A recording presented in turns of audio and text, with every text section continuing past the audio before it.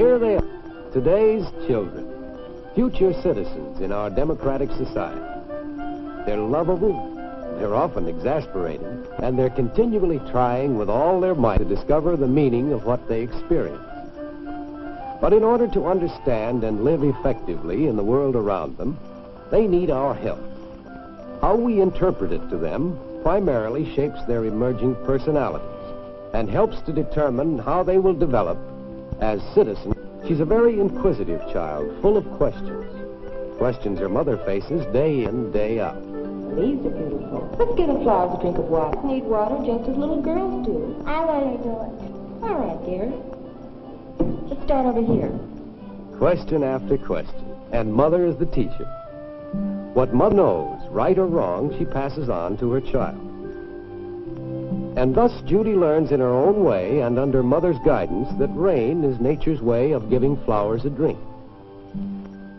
Every event becomes an exploration into the unknown. Hello, darling. Now I want you to hold this quietly under your tongue. Why? Because it will show if you are well or not. And if you are, then you may go outdoors and play.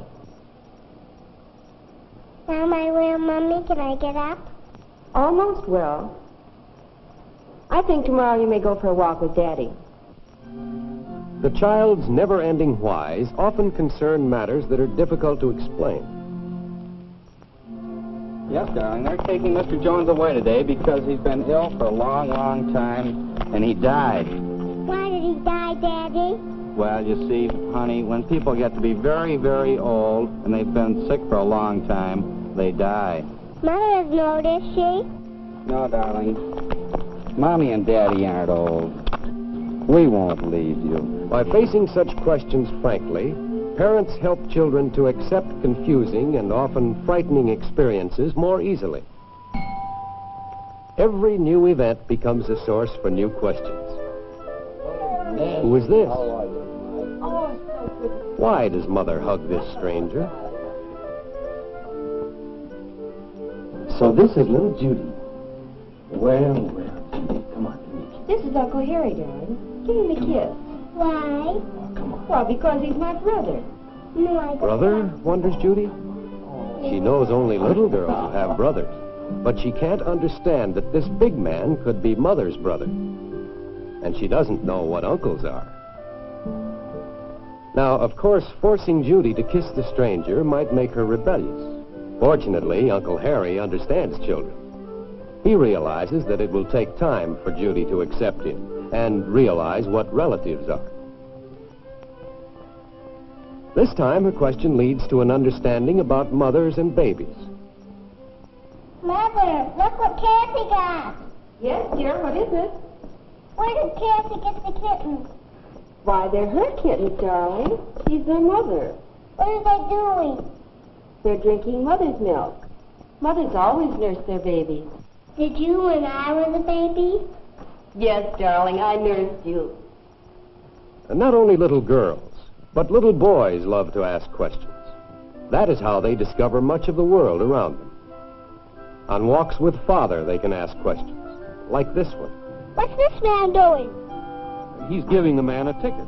Why? But the ticket tells the man he was driving too fast. Oh. For the moment, Jimmy seems to be satisfied. But then he goes on thinking, which leads to more questions. Daddy, why does the policeman do that? Because the policeman doesn't want that man to hurt somebody. Why? Well, son, 'cause policemen watch out for us. Now that makes sense. And Father's answer makes Jimmy feel secure in a world of grown-ups. But Bruce is having a hard time.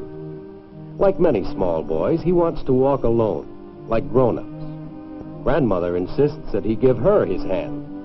Now that doesn't seem fair. Oh, yes, you will take my hand. Billy, see that policeman across the street? He'll come and take you away if you don't take my hand. Oh, yes, he doesn't like bad boys. He doesn't like bad boys? Why, poor Bruce.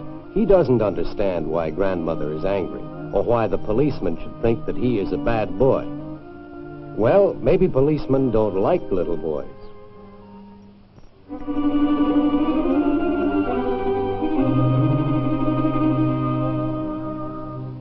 Meanwhile, Jimmy and Father are returning home. Jimmy has enjoyed his walk, and now he is ready to play. Remembering the policeman whom he saw this afternoon, he chooses his toy policeman to play with first. Children's play is creative. It stimulates the imagination. It is also instructive because it lets them play out and rehearse the many new things they're learning about the world. His make-believe world and the real world are not clearly separated. Oh, here comes Mommy to look the cow.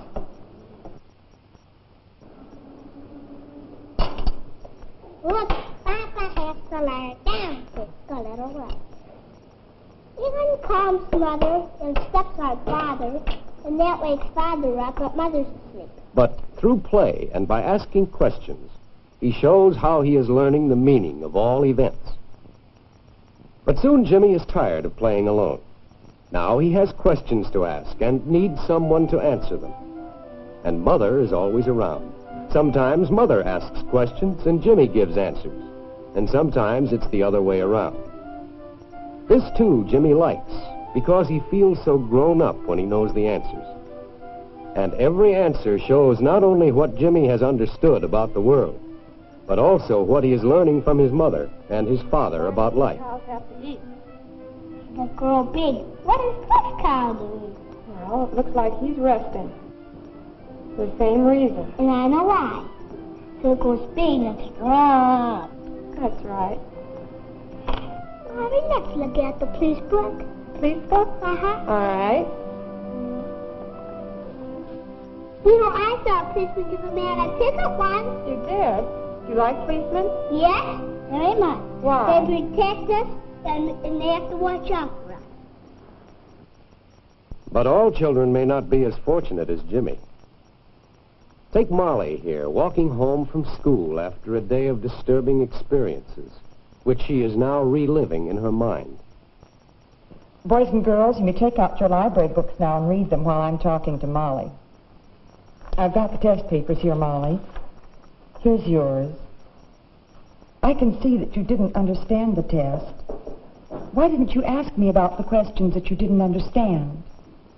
You know that I'm happy to go over those things again. Why, Molly? Why don't you ever ask questions? I didn't want to disturb you. When she was 3, Molly was always asking questions. She was a gay and happy child, eager to learn and to grow up. Mother, why does this horse have stripes? Not now, Molly. Mommy's busy.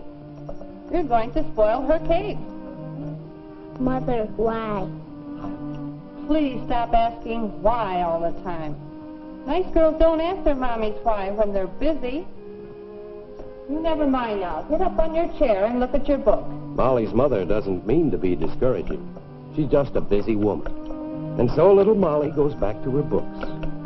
But soon she tires of them. There is no one to answer her questions and share her interests. Repeated experiences of this sort stifle her curiosity. A year later, she is what we call a well-behaved child.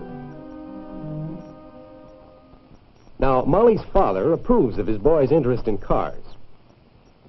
What are you doing? Hi, Phil boy. I'm fixing the carburetor. Oh. Cleaning it out. Been working on it all morning. You know, these new gadgets are getting more complicated every year. When I was a kid, like you are, why, I could fix this with a penknife. Daddy, what are you doing? What makes the engine go? Oh, Molly, don't ask questions. Now, you run along. This isn't for little girls. You run along and play with your dolls. You'll get dirty. And so Molly becomes what some people call a very good little girl. In fact, so good and quiet that she gives up questioning altogether. Then Brer Rabbit grabbed up his banjo and he pranced right into the party, a-strumming and a-singing his song. Some folks travel fancy, some folks travel plain, some folks goes on horseback, others takes the train. Some folks has a carriage with a coachman on the box, Well, when I goes to a party, I travels on old cars. Well, I didn't know you all knew that. Well, that's wonderful. Well, now I bet you can really answer some questions about the story. Wasn't that a funny story? Yeah. What were you going to say, Vicki? Rabbit, tiger, fox, and horse. While all the other children gaily break in with questions and volunteer answers, Molly just sits and watches, not quite daring to be like the others. She doesn't dare risk annoying her teacher, who substitutes for Mother We'll at talk school. about that one tomorrow and have the next story. Bye. Bye. Bye. Go ahead. Now you can get a pop. No, yes, popsicles later. Good morning, Miss Hart. Oh, hello, Mrs. Chambers. How are you? It's fine, thank you. And how is Molly doing in school? She's a darling child and so good, but very quiet. Molly, dear, your mother's here. Molly's always such a good girl. She is a good girl, but she needs to be encouraged to play with the other children, trying to get her to ask more questions, to enter in more to the group.